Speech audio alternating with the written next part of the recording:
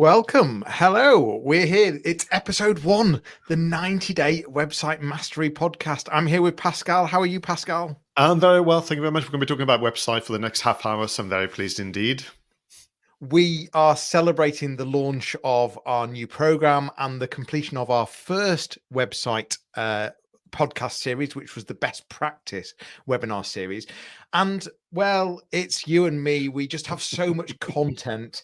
We wanted to find a way to share more, to give advice, to give more insights on how to make your website work harder for you. And more importantly, for you to start feeling proud of your website. And in fact, we're going to dig into that today because most people do not feel proud of their website.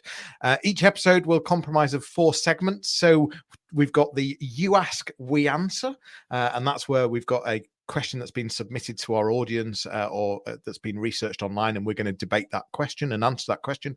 Segment 2 is the website stories, which is where me or Pascal have seen something, whether it be a podcast, a vlog, a video, an infographic, and we debate it and discuss it. We've got the website engine room, where we're going to share 2 apps that are really going to help you make your life easier as a website manager or website creator. And the 4th segment we have is the website call to action, one change or adjustment that you should be doing or making to your website right now to make some big differences. So without further ado, let's jump into those segments. We're going to start with You Ask, We Answer, and I'm going to let Pascal lead us on our journey. Yeah, thank you very much, and well done. This is a fantastic summary of something that we just created only very recently. As you said, looking at different ways to share our passion for website design and management, but also looking at ways to use, information that is current to share our own expertise and approaches to creating a great website experience for your users. So I wanted to take you to the very, very beginning of how somebody might begin their journey to either launch or relaunch a website. And Google, Bing or Yahoo, could be a good starting point. Now, research would suggest that the top Google search for websites and the how question is how to create a website. But here's the thing, Jonny. When you look at the first 2 pages of such results, I was really, really quite surprised by how poor the advice was, how outdated. Quite simply, the advice, which I think is being copied and pasted and plagiarized by so many different platforms, suggests that the step number 1 to creating a website, listen to this, is to choose a domain name. Step number 2 is to set up email addresses. Step number 3 is to find a hosting company. So you have this whole range of activities that have got nothing to do with a website. And well, I'm going to ask you directly. I mean, I suspect this is not how you start a website journey with your customers yourself. No, well, I mean, choosing a domain name to some extent comes actually quite a bit later on in the journey. Mm. And it's all about, why? Why do we want a website? Never mind how to create one. Why do we want one? What's it going to do? Who's it going to talk to? Who's the audience? Who, who's our different stakeholders? What's the purpose? What's the functionality? And that opens a whole can of worms in terms of functionality. Some people don't consider functionality at all, and some people try and suddenly create a website that is going to do every single process in their entire business, just does it all really badly. Yeah, so you had those kind of really bizarre advice that had nothing to do with that, and then you had, of course, all the, and I've got nothing against them, but all those kind of free to low cost options where you can choose a template. So they would say, "Oh, to create a website, choose a template," and I was thinking that has really, I don't recognize those stages at all because, like you, I would focus with my customers on the audience profiling. And you can do that in so many different ways, saying, well, who ideally is going to be the visitor? And then I'll talk quickly about behavior. So what is the best possible outcome of a website visit? Do you want them to book? Do you want them to come and visit your premises? Do you want them to buy something online? So we actually focus on the end point. And then with content, so ABC, audience behavior content, you work your way backwards towards the homepage. And there's one exercise I love doing with them because unless you are a full-time website designer, the likelihood is the need to create a website or relaunch a website is every so often, as in every few years, I would imagine. So I do a lot of book scrapbooking, I beg your pardon, that was the term I was looking for, where we look at examples from other industries and sectors, not theirs, otherwise too busy looking at the competition. And we ask ourselves the question, why do you think this about page is connects with you? What do you like about this landing page or this homepage? And we start to educate ourselves about current trends and so on. So the point I suppose I'm making and you're making is that it takes time to reflect on the website before you even go ahead online to choose a template. Yeah, definitely. There's a lot more questions to ask, and this doesn't have to be a big long process either. Some of these things can be answered quite quickly, but so many businesses or organizations don't consider some of these questions and don't consider some of the things, and just understanding the personas and the target audience can really help you understand what device this has to be fully optimized for. What do we need to make happen really easily on this website? What's the purpose? What's it going to achieve? And actually, it's bringing the whole branding into question as well. What's our messaging? How are we getting across that hook? You've got less than a fraction of a second to pique someone's interest and to get them hooked into wanting more, into wanting to take action, into wanting to go on the journey you're giving them. So the wording is so important too. Do you know, listening to you reminds me a bit, and I have a lot of sympathy for the attraction of going straight into the laptop and looking for a platform that gives you templates and you can start to play with things. Because sometimes people are worried about they don't have enough confidence in the ability to get to the end point. But it's not dissimilar to trying to pull together a great presentation. But the way you start is by opening a PowerPoint of Keynote. And that's not true. Oh, you shouldn't, certainly. The way you start is literally with post-its and you write things down and you leave yourself a few days if of course you have that luxury. But you want to essentially put together the sketches and the kind of and go back and judge your mind and so on.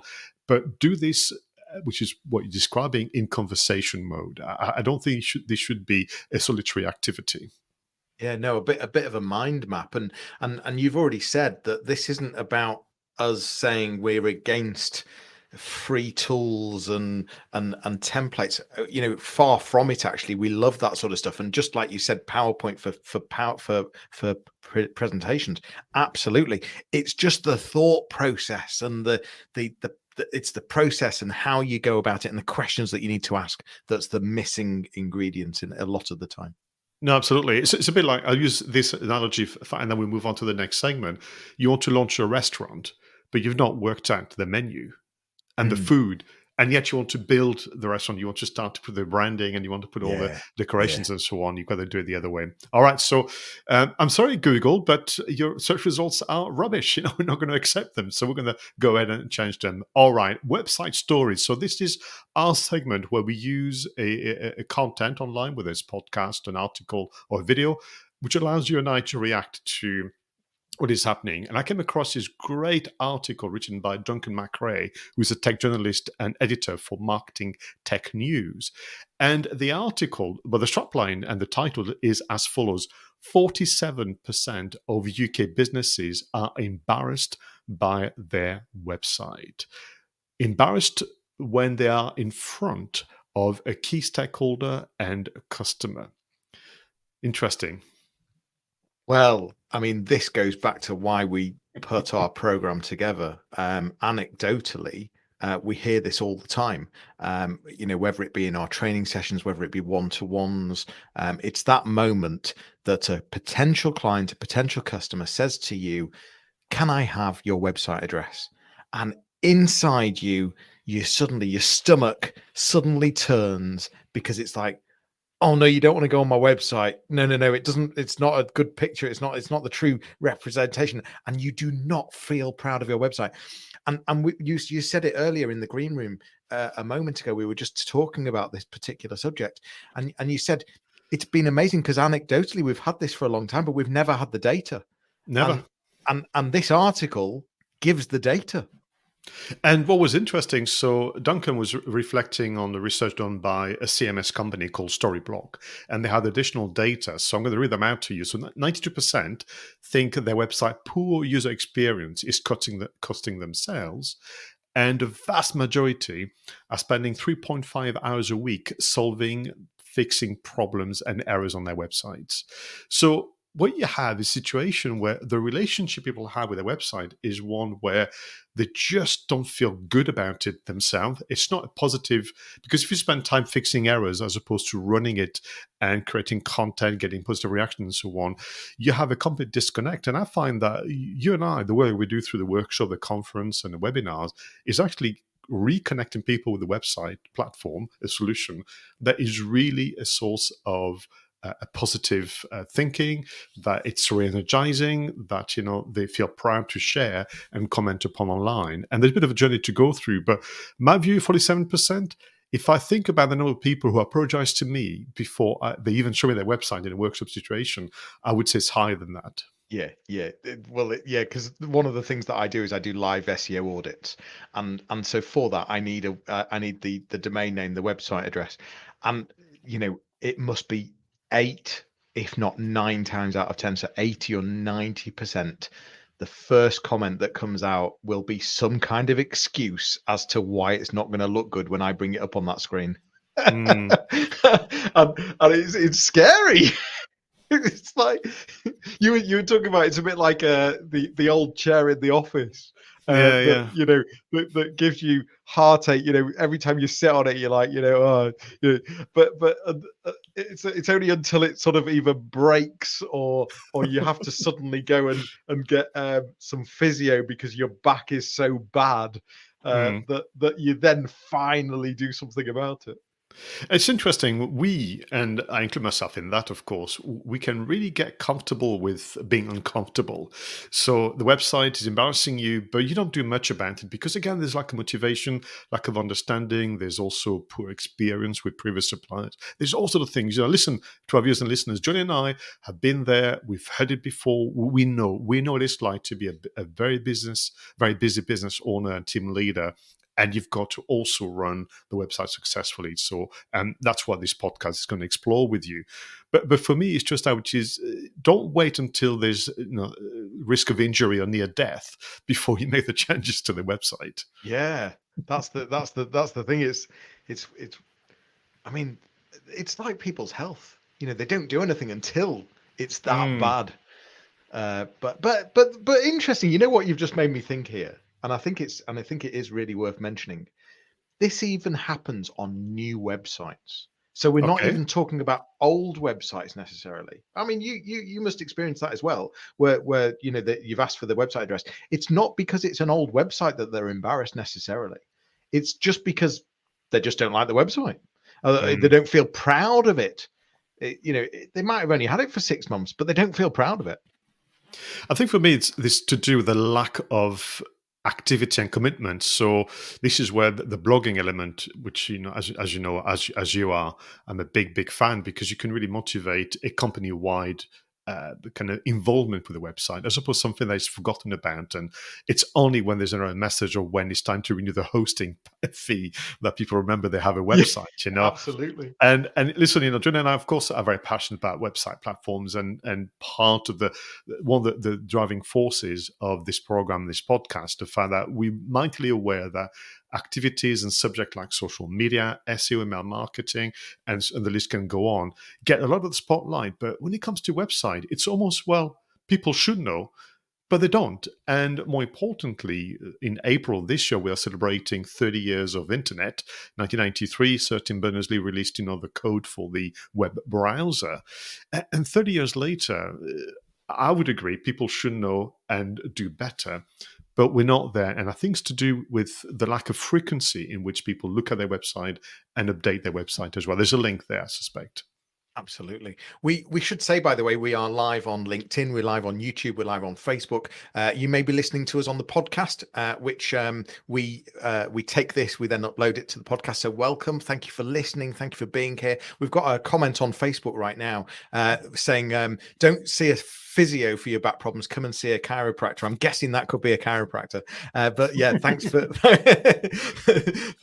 thanks for commenting and joining us right now. And we should also say, if you've got specific questions for our next podcast that you want us to answer or debate, or if you've seen a story, please do approach us or comment on any of our threads to let us know. Thank you very much, Jonny. I myself see a chiropractor regularly for my back, so I would totally agree. Listen, we talked about updating website, connecting with the website, so let's move on to the next segment, the website engine room. Bit of a kind of turn of phrase in terms of this idea of using tech to accelerate and stimulate your imagination, really, when it comes to running the website. So what we do, each time we have a recording here, a session, we choose one app, one software solution, even one piece of kit that can make life easier as a website manager. So, Jonny Ross, what is your selection for today? So today I'm focusing on SEMrush. Now, it's a difficult one, this, because I'm not suggesting that you need to go out there and spend a fortune on SEMrush, because it's not cheap. What I am suggesting is that you either need to spend a short amount of time, maybe even taking up the free trial, or maybe just doing a month on there, or specifically working with someone that has access to SEMrush. The amount of data in there is just so helpful in terms of competitor analysis, in terms of keyword gaps, in terms of history on ranks, content suggestion, keeping an eye on error handling, and more importantly, who's linking to your website and what are they saying, and is there some sort of toxic links out there? It's really it's a tool that I've used for many years, but they've really put a lot of investment into it recently, and I don't know where I'd be without it. I sort of think that I'd be letting a lot of website owners down without having that resource of information and being able to. It's about being able to look at a page of content and say, do you know what? We're missing a paragraph on this particular topic. We're missing keywords on this particular thing. And actually, we should be internally linking to some of our sort of pillar pages across the website, because SEMrush has helped us identify these opportunities. So I think that tool, that for me, is a tool that really would make life easier as a website manager or owner. Thank you very much. And your selection actually helps me remind you and our audience that one of our key principles when it comes to website is that it is an extension of your approach to customer service. So if you know for a fact that people have questions that have been unanswered or could be answered more fully, then this tool can help you do that. So, that's very good. Excuse me. So I've focused, as you will appreciate, on content creation, this idea of reconnecting with the website, doing something that elevate its online experience. So CapCut, CAP, and then cut as in cutting, is the app for today. It's an all-in-one video editing mobile app. But last summer, they also released a desktop version, which is really quite good. And the reason why you want to be looking at CapCut is because all of you on your mobile phone will have tons of photos and videos that you've taken, maybe a single kind of bits of photography for your social media. And what you could do using a lot of the template and transitions and very easy to use editing features, you could create nice visual stories that could supplement your blog section, your band section if you have pictures of the team. Maybe it could be part of the product tools and so on. And video is a very, very important content format to build trust and credibility. It ranks well. It had multiple use as well. And I think for visitors, not only practically, they'll spend a bit longer on the page watching the video, but there's still generally the impression, rightly so, that it takes a bit longer to craft a good visual story than a single bit of photography or some text. So you're also going to get the appreciation and add to your credibility. So CapCut is really fantastic if you are new to video editing, but because of the kind of advanced features you can kind of switch on, you can also get a kick out of, if you are a kind of practitioner of visual storytelling. So give it a go. And more important, so this idea of all that content on your mobile phone gathering digital dust, that should really now be on your website.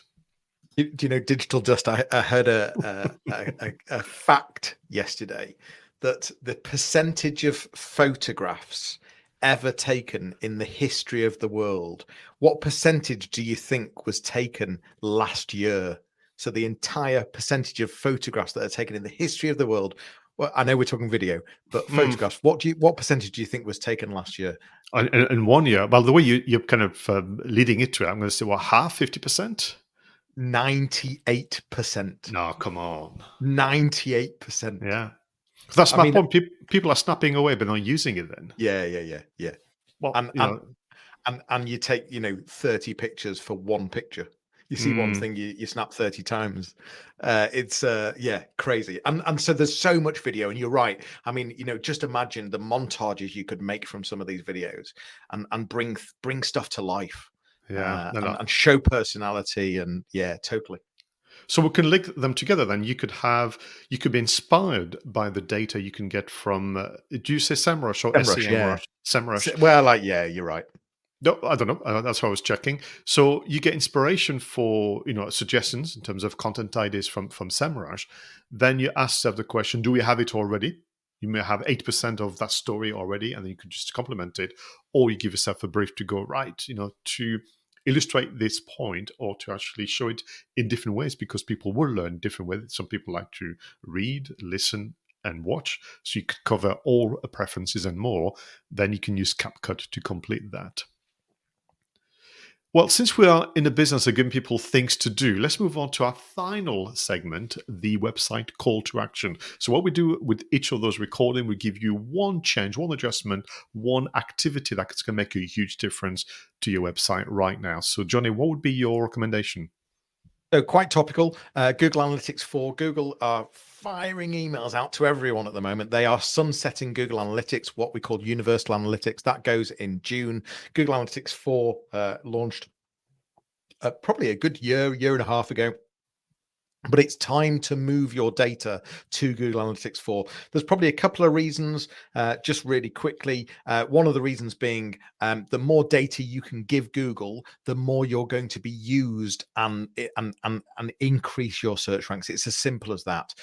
If you can show Google that people are interacting on your site and people are using your website, then Google's going to want to use you more. And if you don't switch to Google Analytics 4, then it's not going to be able to collect that data as well. And the second thing is, I sort of have a love-hate relationship with Google Analytics 4, I'll be honest. There's some amazing stuff. There's some unbelievably poor stuff. The UI is very questionable. However, there's some very, very clever stuff in there. And being able to track exactly what a user does and how they use your website, I think is, again, why wouldn't you want to do that to understand and to learn and to optimize further?